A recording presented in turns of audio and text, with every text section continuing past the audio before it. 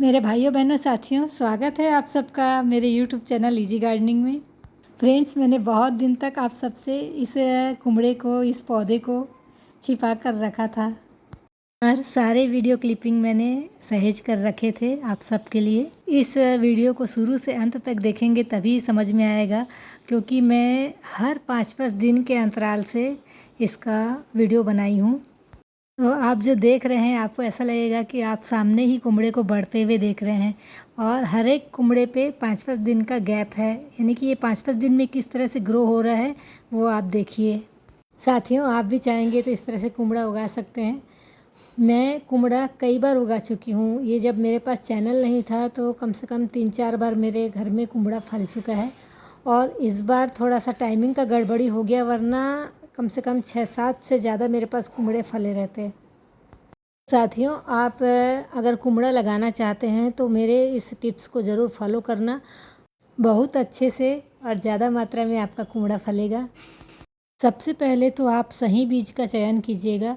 बीज की क्वालिटी अच्छी होनी चाहिए, अच्छी स्वादिष्ट, जिसे आप खा चुके हों उस पौधे का ही आप बीज लीजिएगा। और मैं एक बात बताऊं, आज तक मैं कभी भी कुमड़ा का बीज मार्केट से नहीं खरीदी।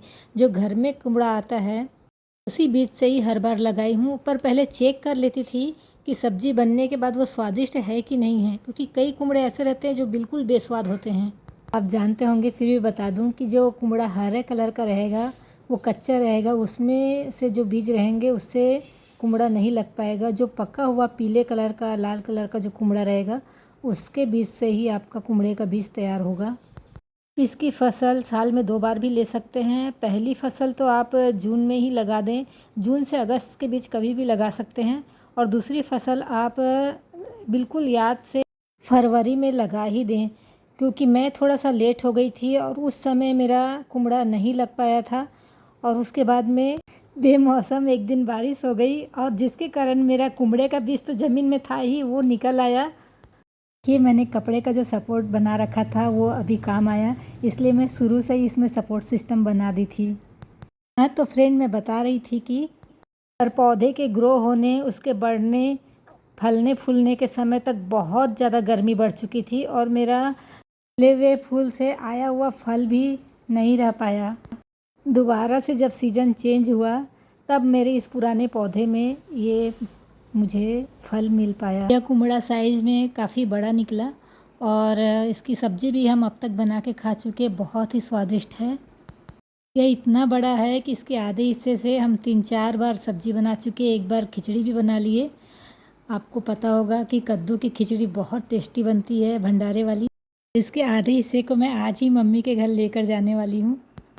फ्रेंड, बीज की बात कर लिए, कब उगाना इसकी बात कर लिए, अब किस तरह की मिट्टी में लगाना है उसके लिए आपको मेरा एक वीडियो देखना पड़ेगा।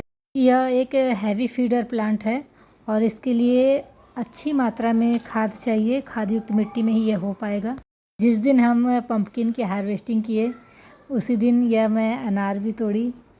तो फ्रेंड, गर्मी के सीज़न में तो मैं इसके पौधे में लिक्विड फर्टिलाइज़र डाल रही थी, परंतु बरसात आने के बाद मैं नहीं डाली और उस समय अच्छी खाद युक्त मिट्टी जो थी उसकी लेयर में 1-2 बार और डाली हूँ उस पौधे पर। लिक्विड फर्टिलाइज़र से मेरा आस है, जो हम खाद बनाते हैं उसमें जो लिक्विड निकलता है वही मैं डाली थी। उस लिक्विड फर्टिलाइज़र में मैं पहले से ही चूना मिला रखी हूँ, ताकि कैल्शियम भी पौधों को साथ ही साथ मिल जाता है। फ्रेंड्स, अपने वेजिटेबल प्लांट को कैल्शियम ज़रूर दीजिएगा, किसी भी रूप में दें आप, चाहे उसे चूने के माध्यम से दें या राख के माध्यम से दें, पर कैल्शियम बहुत ज़रूरी है वेजिटेबल प्लांट के लिए। कैल्शियम से पौधे अच्छे मजबूत बनते हैं, जिससे उसके फल टिकने की भी गारंटी हो जाती है। लेकिन फल लगने के दिनों में आप पोटेशियम युक्त खाद ज़रूर देंगे।